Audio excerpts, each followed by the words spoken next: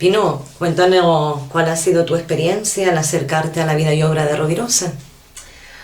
Es un poco difícil, pero bueno, lo voy a intentar hacer memoria, ¿no? De cómo me acerqué o cómo me acercaron de alguna forma a su vida y a su pensamiento y obra. Yo entré en la UA en el año 95 y por aquella época se conmemoraba el 50 aniversario del nacimiento de la UAC, y entonces se publicaron unas hojitas que se titularon Orar con Rovirosa, ¿no? Ese puede decir que fue mi primer acercamiento. Y a la par, pues resulta que también por 3 años más tarde, pues me eligieron responsable diocesana de representación de la diócesis de Canarias. Y claro, con ese tema pues tenía que ir a reuniones generales, a ir a Madrid, como decimos por aquí, y a la península. Pues ahí es como cuando yo empiezo a conocer un poco más, ¿no? Cuando la gente empezaba a nombrar cosas, empezaba a decir cómo había sido, cómo había vivido, también a Tomás Malagón. Y ahí es cuando empiezo yo a interesarme un poco más por Guillermo Rovirosa, ¿no?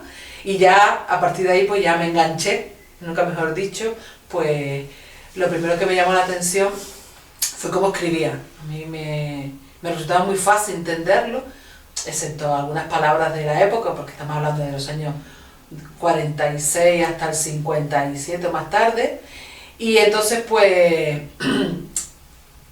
me resultaba sencillo, directo, y algunas veces dije, bueno, esto se escribió en esa época, te lo plantea, dice, hombre, las cosas que plantea, algunas cosas son bastante claras, radicales en el sentido de raíz, que va a la raíz de todo lo que quiere plantear. Eso fue lo primero, y después ya me admiró su intuición apostólica, ¿no? Él tiene que poner en marcha el proyecto, una organización como es la OAC, pues solo supongo que con pocas directrices, ¿no? Diciendo, los obreros tienen que estar en la iglesia, trae los obreros a la iglesia, ¿no?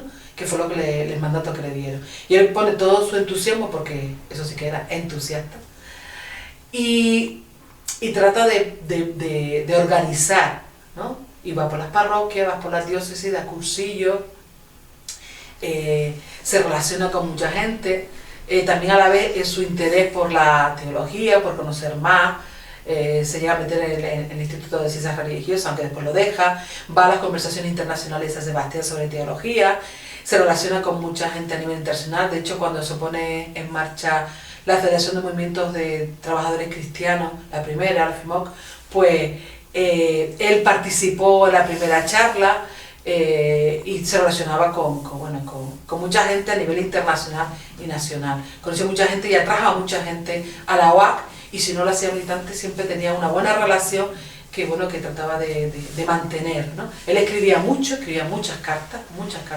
De hecho, en aquella época era el medio más adecuado para comunicarse con las demás personas. Tenía la capacidad de conectar a militantes, a conciliarios, a personas destacadas, pedir cosas para que la gente participara. Se animaba mucho a alimentar a la UAC, ¿no?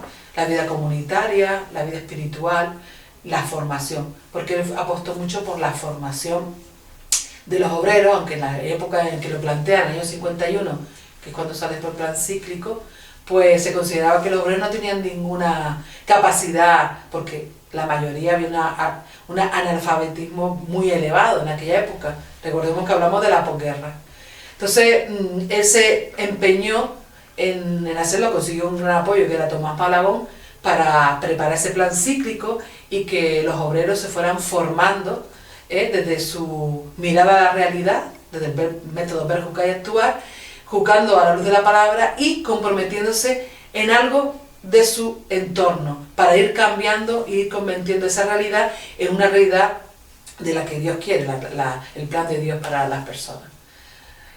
Y podría seguir hablando, pero yo me quedo con lo que dije al principio del entusiasmo, ¿no?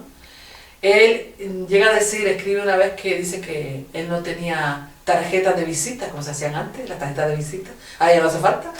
Tarjetas de visita, dice que él nunca ha tenido ni nunca tendría, pero si alguna vez se le ocurriera tener una, pondría Guillermo Rovirosa entusiasta.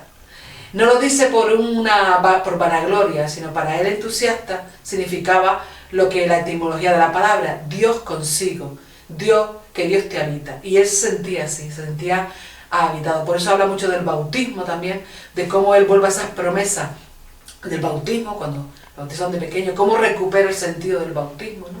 Cómo habla de la escucha, ¿no? De cómo es importante ponerse siempre en el lugar de la otra persona, ¿no? De que el otro es Cristo y yo trato de serlo, y intento serlo, pero el mío siempre es un intento, pero el otro siempre tengo que ver a Cristo y en el otro está Cristo, ¿no?